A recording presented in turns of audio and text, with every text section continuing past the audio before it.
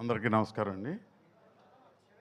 Cinema release నాడు cinema చూశాను మహేష్ బాబు థియేటర్లో.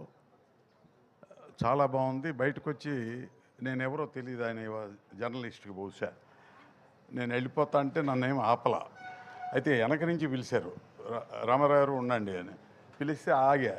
అప్పుడు గబగబా పరిగెట్టుకొచ్చాడు, ముగ్గురు నలుగురు మీ అభిప్రాయం చెప్పమన్నారు. చెప్పడానికి ఏముంది, చాలా బ్రహ్మాండంగా ఉంది. ఆ హ్యాపీనెస్లోనే బయటికి వెళ్తున్నాను.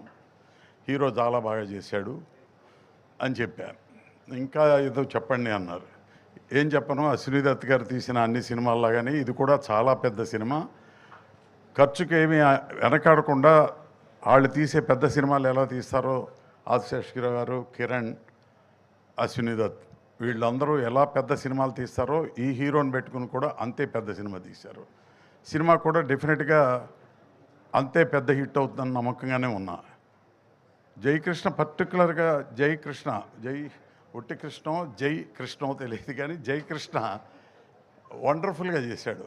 చాలామంది ఫస్ట్ పిక్చర్స్లో చాలా తేడాలుగాను కొంచెం ఇదేంటి ఇట్లా ఉన్నాడు అనుకుంటారు, కానీ ఇతను చూసిన తర్వాత I think Mahesh Babu first pictures లాగానే, అంటే ఆయన చిన్నప్పటి నుంచి చేశాడు కానీ పెద్ద హీరో అయిన తర్వాత చేసినప్పుడు లాగానే ఈయన ఈ పిక్చర్ చేశాడు.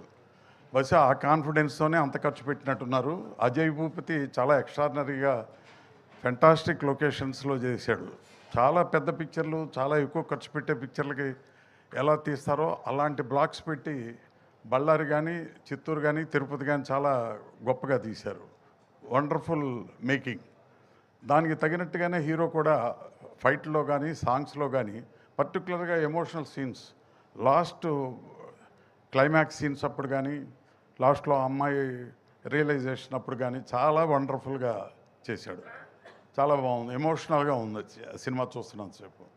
So all the best Jayakrishna. God bless you. Thank you.